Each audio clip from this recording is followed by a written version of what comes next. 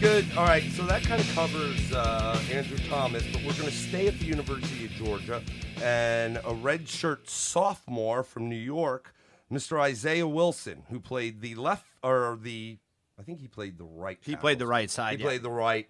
Thomas was the left. He's 6'6", 350, 35.5-inch arms, 10.25-inch hands.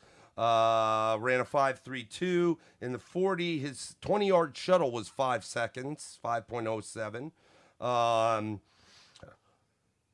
Obviously not as touted as Mr. Thomas, but I think, again, we talked about it. This has been notoriously, especially during his tenure there, one of the best offensive lines in college football at Georgia, and he's a part of that. Well, and also, you just think about what you just said. You don't see a whole lot of guys coming out after a redshirt sophomore year. Yep. Most offensive linemen, even the best ones, I got to say, a vast majority there are some day one starters in college football, but they need a year in the weight room because a lot of them have to clean up their bodies, get the right kind of weight on them. The skills are there. So you're talking about a 2-year player coming out, and that had, let's say it this way, he's got the draft status. He's generally thought of in the top 7 offensive tackles. Now he's outside of the top 4, but that's pretty impressive. There's got to be a lot to this kid, that people like. So, but the whole problem is this is the challenge of the NFL versus most other professional sports leagues is there is no developmental league. Right. You get thrown to the wolves quickly. As you mentioned, 6'6", roughly 350? Yep. This dude's a big, big boy. So, and again, you can't look at the running game that they had last year. I always get a little bit concerned. You got all this talent because we're also going to talk about one of their guards that's probably a high opportunity draft choice, certainly maybe in the rounds 3 to 5. You got talking about 3 guys going to go in the draft this year on the offensive line, yet they couldn't pass the ball. Now, we talked a lot about the deficiencies of their receivers. Fromm obviously had a down year. But I don't know, to get your name on this list is impressive when you're a redshirt sophomore. I think that as a redshirt, and obviously his body development. Was a 2-year starter, but he's so big and he uses that size well. I think his upside is in the run game rather than the pass game. I watch a lot of Georgia being here in Atlanta, and I think he got better from the year before last to this in his pass blocking, but where he excels at is run blocking. He's a guy that, you have a run-heavy team. He's going to be, I think, more of an asset than most. Now, is he going to jump his counterpart? No. Is he going to jump some of those other guys? Doubt it. But he's definitely somebody that'll be, unless there's a run, I could see him being picked up maybe in the second round. Yeah, and look at his size. Really, he projects to me size-wise, not skill-wise, but size-wise as a left tackle. Now, you mentioned earlier about Cedric Wills going. Does he go? Jedrick Willis. No, it's Wills. It's Wills. You keep saying Willis. It's Wills. But it is Jedrick. Cedric, Jedrick, Schmedrick, Shajedrick, Datavius, Quinavius, Hingle McCringleberry. But here's the point. At 6'6", 350, there's a lot to work with there. Now, again, you've seen it in the NFL. You've seen guys come in and be able to play that right side and then be able to shift to the left side when you get it. You mentioned that about Wills, and this guy probably might fit that profile a little bit more because 2 years of offensive line play is not. That's not a lot. That's not common. So he could still improve on what he does. He's young, so you have time to get him to, you don't really need him to bulk up, but maybe to tighten up his technique, especially again in the pass blocking. I think that's where his biggest improvement is needed, is in pass blocking. Not that he's awful, but it kind of goes in suit with what we talked about with Georgia's pass attack. But from a run blocking perspective, this guy's a mauler. Yep. So unless there's a run on offensive linemen in the first round, which can always happen, I think this guy will go early, but maybe not the first, but I could see him going in the second round very easily. This is a top lineman prospect from a top program in the best conference, played against the best competition. He's young, like you said, and there's his size. There's a lot to like about that. Well, what I keep seeing when I look up stuff about him is it's technique-based stuff. Not getting his hands with his long reach, he doesn't use it enough. But he's also the kind of guy, like, if he gets a punch on you, you're gonna get moved. Yep. He's gonna move you. So, like, if you're talking about technique, I'm sure is somebody NFL ready. I'm not saying this guy's a first rounder, but I think the upside on him with the short term in college and the tremendous build that he has, I think this kid has got a lot of opportunity. Now, unfortunately, unrealized opportunity in technique. Again, like we said, it's hard to learn all that technique on the fly against the studs of the NFL. That's true. So that is going to be the interesting thing. But this guy's going to play. He's going to play relatively early in his career. You just hope, you don't see a guy that you're like, like the. I don't think you'll get that. I don't think you're going to get like this guy, like a Quentin Nelson coming out and he's just unbelievable. This guy, I think, could be a 10-year starter in the NFL. Could. Maybe not the best, but he definitely is a solid guy that, I think he could just improve with the right coaching. He gets with the right team and the right offensive line coach. Again, I could definitely see a team that is more run heavy wanting this guy. And you never know. I don't think he'll go in the first, but it's possible. It's possible if there's that run.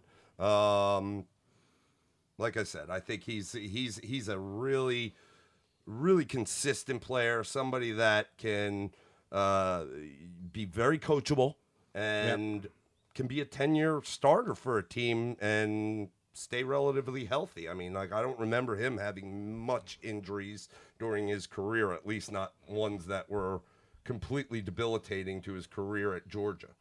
Yep. Yeah, this guy's an interesting prospect, but he's raw. He's raw in some areas. Yep. But physically, he's there. Okay. Let's move on to one other tackle of note. You say his name. In the SEC, and that's Auburn's Prince Tega Wanogho. Prince Tega Wanogho.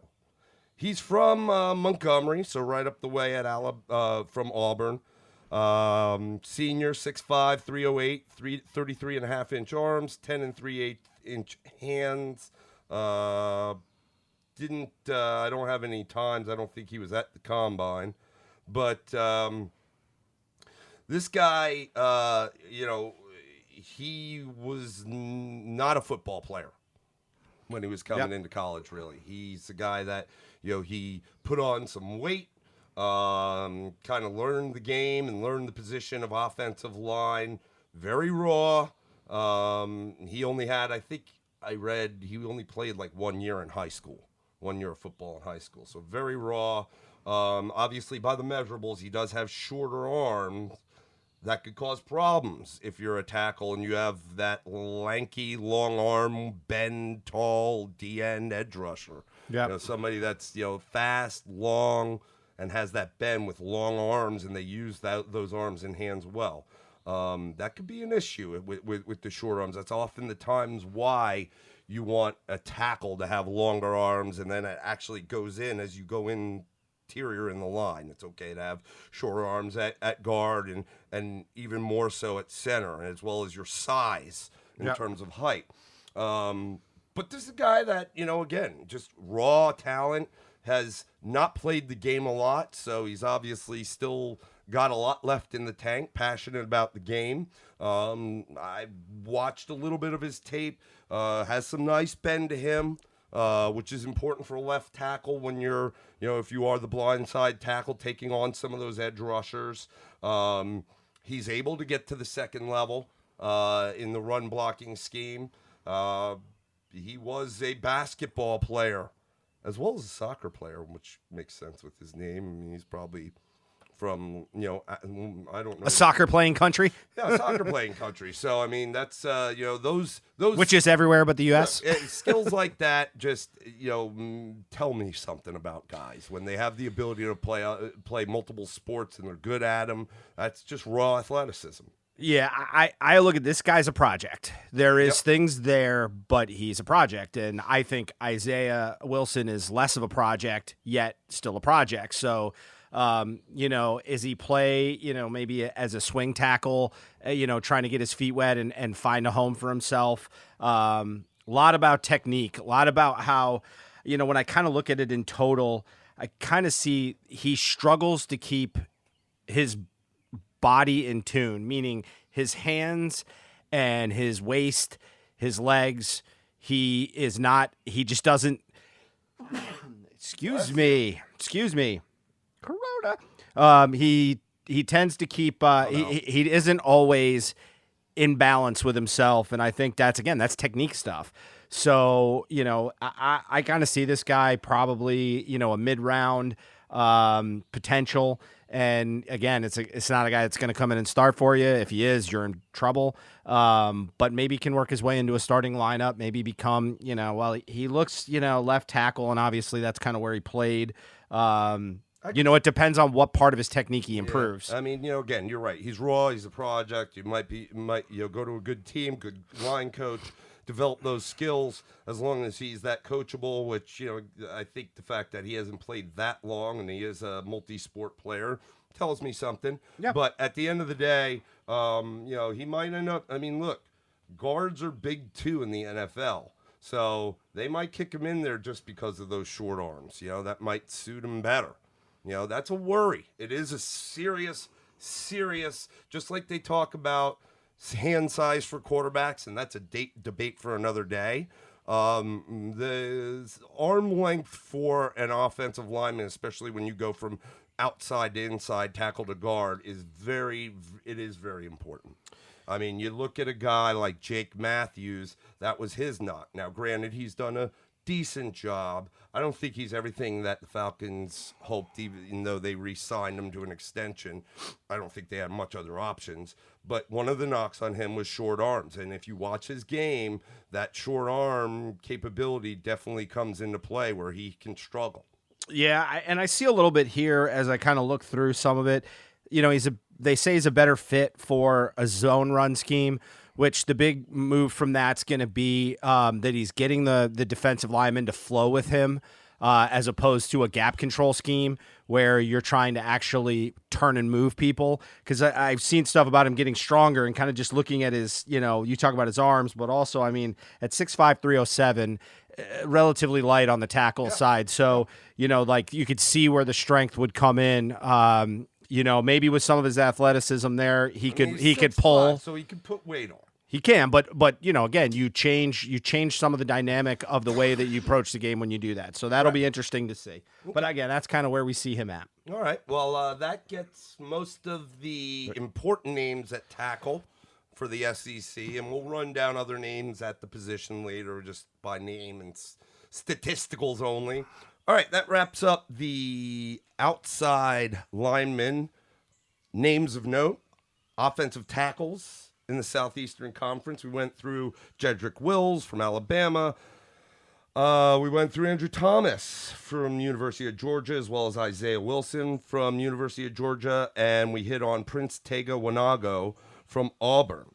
I wanted to run down a few other names because there are several other tackles in the conference that will be eligible for this year's draft. You've got Jack Driscoll from Auburn, a 6'5", 306-pound offensive tackle. You've got Yasir Durant from Missouri, 6'6", 331. Big dude right there. Big guy. You also have, Sadiq Charles is an offensive tackle from LSU, 6'4", 321 pounds. You have Tyree Phillips, Mississippi State offensive tackle, 6'5", 331 pounds. Am I missing anyone else? Am I missing? It looks like you have, Matt Womack, Alabama Crimson Tide. Probably the tallest of these guys, 6'7", 335 pounds. So that covers all the tackles in the Southeastern Conference that we've seen eligible for this year's draft. Again, the names that we brought at the top, those are probably the big names in the conference. So we'll dice this sucker up. We will move on to the interior lineman next. Let's talk about the real hogs. The Hogs we'll see on the gridiron.